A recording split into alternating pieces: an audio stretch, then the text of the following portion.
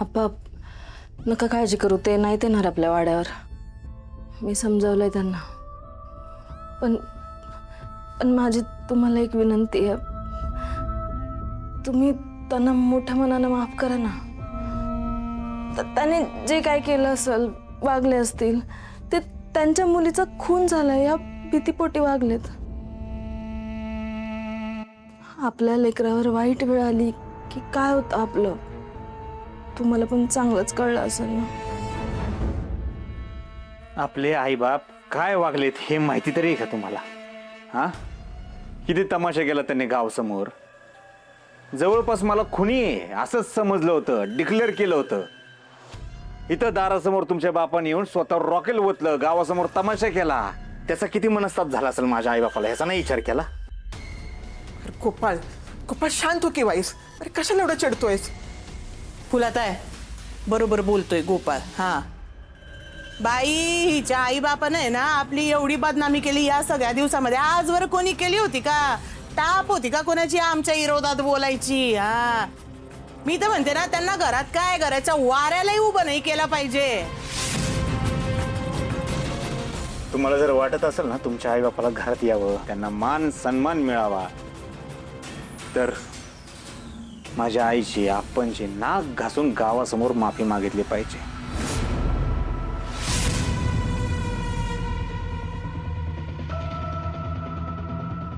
आहे का तयारी? काय झालं? राग येतोय? राग येतोय ना, मग मला किती राग आला पाहिजे. स्वतःच्या आईबापाचा अपमान नाही सहन करू शकत, मी का करायचा माझ्या आईबापाचा अपमान सहन? तुमच्या बापाला सांगा, दुसऱ्याचा अपमान करणं सोपं असतं, काय सुद्धा लागत नाही, पण माफी मागायला हिम्मत लागते. कुणाला बी नाही जमत ते.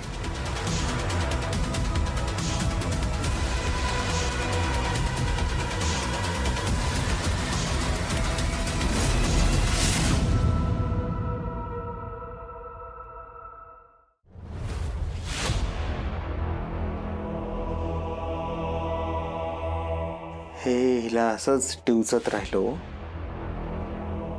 तर लवकरच ती लाली मला पैसे काढून देईल.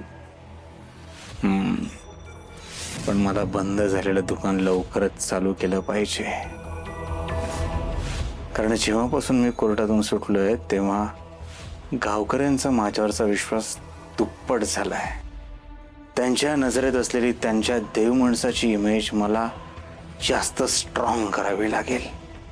हा, मला या सगळ्याचा फायदा करून घेतला पाहिजे. देवी सिंग, दुकान चालू केलं पाहिजे, कारण जामकर पुन्हा संशय घेऊन तुझ्याकडे आला, तुला अटक करण्याचा प्रयत्न केला, तर हेच गावकरी तुझी ढाल बनून त्यांच्या देव माणसासाठी उभे राहतील.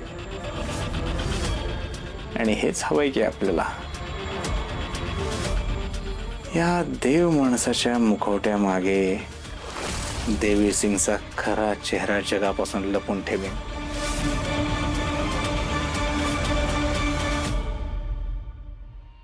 साहेब आती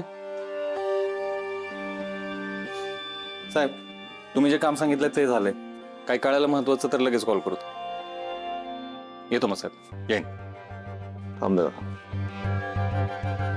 बस बस बस. सस्पेन्शन ऑन आहे. ते कधी रिइन्स्टेट होईल माहित नाही. काय करायचं ठरवलंय पुढे? पुढं पुढं साहेब काहीच नाही. म्हणजे इतकी वर्ष नोकरी केली असं विचार मनात आलाच नाही. बरं, असा विचार आपल्याला करावं लागेल असं पण वाटलं नव्हतं. काय चूक झाली माझ्याकडून, माझ्या नशिबाचे भोग मानायचे, भोगायचे. पण पुढं तसं काय सस्पेन्शन निघोस्तोपर्यंत शेतीच करेन. That is better. शेतीच करावी लागेल. वाच. हे काय सर? म्हणजे बरखास्तीचं पत्र आहे पोलीस खात्यात. पोलीस खात्यातून बडतर्फ केलंय, काढून टाकलंय. करा कोर्टात मारामारी करा. जो जस समोर लोकांच्या अंगावर धावून जा. बरं न्यायालयात असभ्य वर्तन करा, कोर्टाच्या आव्हानामध्ये पिस्तुलं काढा, गोळ्या झाडा. काढणार नाही सगळे तू कारण वाच बरखास्तीची कारण वाच. एकदा किती वेळा पाठराखण करायची, किती वेळा सांगायचं वाच. लकी कडक चहा दे बरं जरा. लकी काय झालं रे? आधी चहा मागितलं की 0 मिनिटात देतो म्हणायचा, नाही तर उधारी द्या म्हणायचा. आता काहीच बोलणं झालंय. काय झालंय? काय खोटं काय तवा बस की देतो. झालं की लकी आता सुटलो की मी. कोर्टाने निर्दोष मुक्तता दिली. अरे मी काही केलंच नाही. सोड राग आता तरी.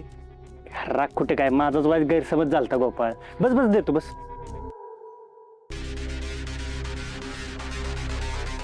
डोकंच बंद बंद करायला लागलंय बघ लय विचार करून.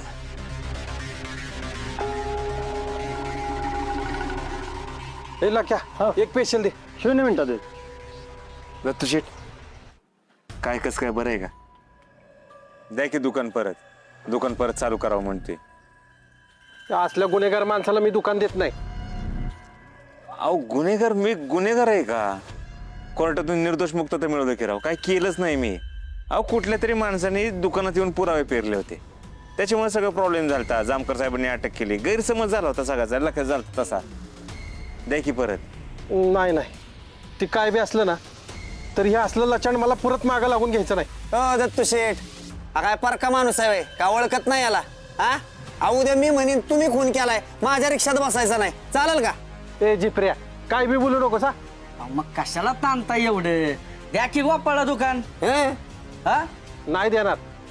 आणि उद्या हे जर कशात अडकला तर लोक माझ्याच जागेला नावं ठेवतील, पण त्याला जागाच अपशकून ये. ते काय नाही, मला दुकान बंद नाही ठेवायचं. दत्तू शेठ तुमच्या दुकानाला काय सोनं बेनं लागलंय वय? राहू दे रे गोपाळ, आपण हुडकू, 1000 दुकानं हुडकू, याच्यापेक्षा भारी हुडकू आपण. राहू दे. नाही तर काय, तू टेन्शन घेऊ नको गोपाळ, करू आपण काहीतरी. अरे तसं नाही, दुकानाचा जम बसला होता, गिरायकाला माहिती झालं होतं, परत कुठं उडकणार?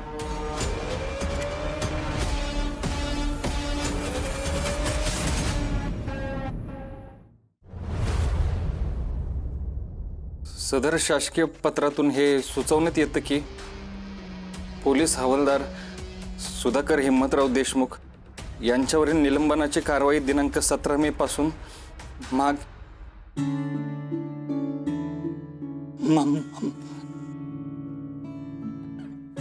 मागे घेण्यात येते.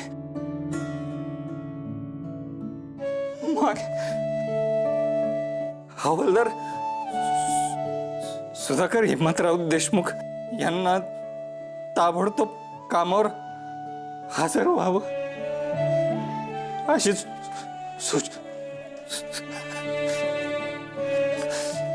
सूचना करण्यात येते. साहेब माझं सस्पेन्शन निघालं. अभिनंदन Sudhakar Deshmukh, you are back in the force. Welcome. साहेब हे कसं काय झालं? जामकर साहेबांनी आपल्या वर्षांना शब्द टाकला होता, मग झालं काम तुझं.